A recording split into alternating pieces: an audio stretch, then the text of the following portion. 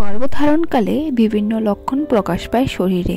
তবে প্রাথমিক অবস্থায় পিরিয়ড মিস হলে তখন অনেকেই টের পায়। তবে জানো কি, গর্ভধারণের প্রথম সপ্তাহে শরীরে প্রকাশ পায় একাধিক লক্ষণ। পিরিয়ড মিস হওয়ার আগেই তুমি কিছু লক্ষণ দেখে গর্ভধারণের ইঙ্গিত পেতে পারো, যদি এই বিষয়ে অনেকেরই জানা নেই। বিভিন্ন ক্ষেত্রে দেখা গেছে পিরিয়ড মিস না হওয়া সত্ত্বেও গর্ভধারণ করেছে অনেক নারী। আজকের এই ভিডিওতে আমি 10টি লক্ষণ নিয়ে আলোচনা করব। এই 10টি লক্ষণ কিন্তু আর্লি প্রেগন্যান্সিতে লক্ষ্য করা যায়। তো চলো আজকের এই ভিডিওটা শুরু করা যাক। বমি বমি ভাব। গর্ভধারণের 4 থেকে 6 সপ্তাহ পর বমি শুরু হয়। এই সময় এস্ট্রোজেন ও প্রজেস্টেরনের স্তর বৃদ্ধি পাওয়ায় সকালে উঠেই বমি ভাব হয়ে থাকে। তবে যে শুধুই সকালে বমি হবে তা কিন্তু নয়, দিনের যে কোনো সময় কিন্তু একাধিকবার বমি হতে পারে। স্তনে সংবেদনশীলতা। স্তনে ব্যথা, ফুলে যাওয়া বা ভারী হওয়া গর্ভধারণের অন্যতম এক ধরনের লক্ষণ। কারো কারো ক্ষেত্রে গর্ভধারণের প্রথম বা দ্বিতীয় সপ্তাহের মধ্যে স্তনে ব্যথা হয়। ভাজাইনাল ডিসচার্জ। কিছু কিছু ক্ষেত্রে গর্ভবতী নারীর ভাজাইনাল ডিসচার্জ হয়। গর্ভধারণের প্রথম 3 মাসে এই সমস্যা হতে পারে। হরমোনের পরিবর্তনের ফলে এই ডিসচার্জটি হয়ে থাকে। শরীরের তাপমাত্রা বৃদ্ধি পাওয়া। শরীরের তাপমাত্রা বৃদ্ধি গর্ভধারণের আরও একটি লক্ষণ।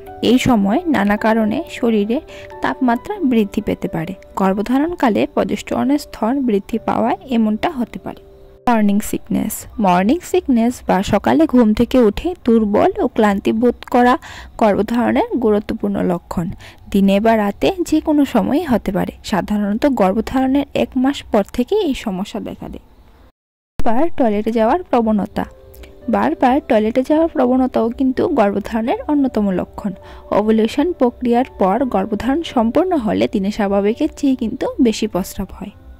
অবস্থার সময় শরীরে রক্তের পরিমাণ বৃদ্ধি পায়। এই কারণে কিডনি অধিক পরিমাণে তরল নিষ্কৃত শুরু করে, যা প্রস্রাবের মাধ্যমে শরীর থেকে বেরিয়ে আসে। খাবারে অরুচি। গর্ভধারণের শুরু থেকেই অধিকাংশ নারী স্বাদ বদলে যায়। অনেকে আছে এমন কিছু শাকসবজি খাবার খেতে শুরু করে দেন যেটা তার আগে কোনোদিনও খেতেন না বা পছন্দ করতেন না। মাথা ব্যথা। প্রেগন্যান্সির শুরুর দিনে মাথা ব্যথা অনুভূত হতে পারে। গর্ভাবস্থার প্রাথমিক পর্যায়ে রক্ত সঞ্চালন ও হরমোনের স্তর বৃদ্ধির কারণে এমনটা হয়ে থাকে। এই সময় তীব্র মাথা ব্যথার পাশাপাশি ক্লান্ত অনুভব হতে পারে। ভাজাইনাল ব্লিডিং। পিরিয়ডের তারিখ ছাড়াও যদি হঠাৎ কোনো একদিন ভাজাইনাল ব্লিডিং হয়, তখনও কিন্তু প্রেগন্যান্সি পরীক্ষা করিয়ে দেখতে পারো। ভাজাইনাল ব্লিডিং, স্পটিং, ক্র্যাম্পস প্রেগন্যান্সির দিকে ইশারা করে।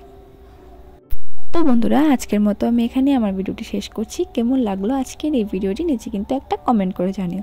ভিডিওটি ভালো লাগলে একটা লাইক করে দিও। আবারও দেখা হচ্ছে নতুন একটা ভিডিও নিয়ে। ততক্ষণে তোমরা সবাই ভালো থাকো, সুস্থ থাকো। Till then take care, bye bye, thanks for watching.